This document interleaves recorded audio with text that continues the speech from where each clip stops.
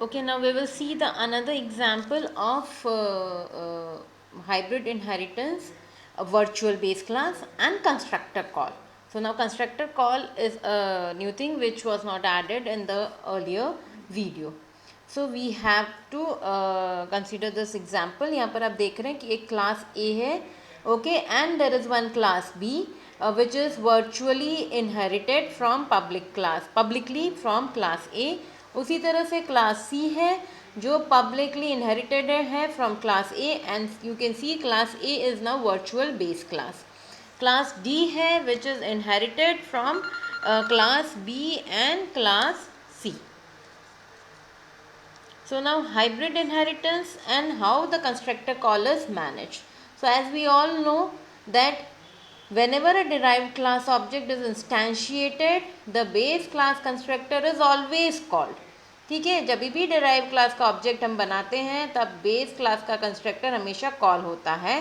पर अब hybrid inheritance है तो जैसे कि हमने देखा कि अगर हम कंस्ट्रक्टर ऑब्जेक्ट क्रिएट करते हैं क्लास डी का, ठीक है, अब डी जो है वो बी एंड सी दोनों को इनहेरिट कर रहा है and B and C inherit कर रहा हो रहे हैं ए में से. तो अब क्या होगा, तो दो तरह से, ठीक है, the constructor will be the following two things will be happening to the constructor. एक तो before class D's constructor is called, constructor of super classes will be called. अब इस केस में सुपर क्लासेस क्या हैं, तो constructor of class B, constructor of class C and constructor of class A will be called, क्योंकि D के ये तीनों सुपर कंस्ट्रक्टर है because D is inherited from B and C and B and C inherit हो रहे हैं A में से. ओके, अब जब constructor of class B and C are called, they will again make a call to a super constructor.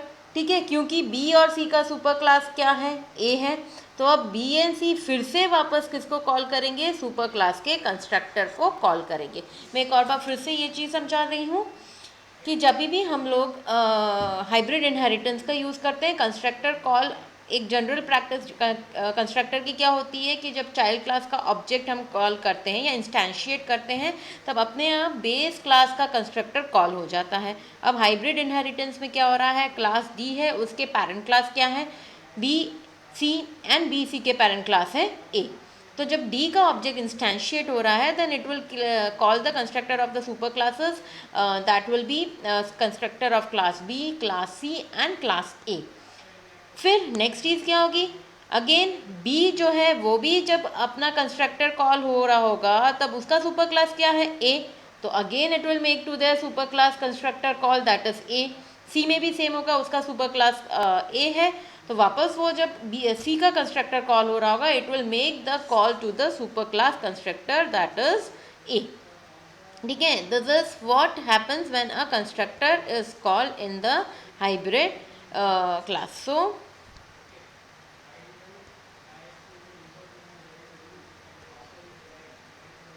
Okay, so अब ये क्या होगा, it will result in multiple calls to the constructor of class A जो हम नहीं चाहते हैं, that is undesirable. So as there is a single instance of virtual base class, जब हम उस बेस क्लास को वर्चुअल बनाते हैं, ठीक है, so it is shared by multiple class that inherit from it. And क्योंकि हमने उस क्लास को वर्चुअल बना दिया है तो अब कंस्ट्रक्टर भी एक ही बार कॉल होगा and it will be only called only once by the constructor of the concrete class. मतलब कि जो लास्ट क्लास है हमारे केस में है क्लास डी. तो बार बार कंस्ट्रक्टर का भी रिडंडेंसी हम क्लास को वर्चुअल बना के हटा सकते हैं. So virtual classes useful in two cases. एक तो जब हमने देखा कि फंक्शंस एंड एट्रीब्यूट्स जो है वो हम कॉल करा रहे तो डुप्लीकेट कॉपी ना जाके एक ही कॉपी जाए. एंड दूसरा, अब हम अगर बेस क्लास को वर्चुअल बना रहे हैं तो कंस्ट्रक्टर का जो डुप्लीकेट कॉल्स हैं, मल्टीपल कॉल्स हैं कंस्ट्रक्टर के, वो भी हम अवॉइड कर सकते हैं by making the base class virtual. So if there is any call for initialising the constructor of class A in class B और class C while creating object of class D, ये सारे calls जो है वो skip हो जाएंगे. खाली जो concrete class है that is the childmost class D, उसी के थ्रू जो है वो सुपर क्लास में कॉल होगा.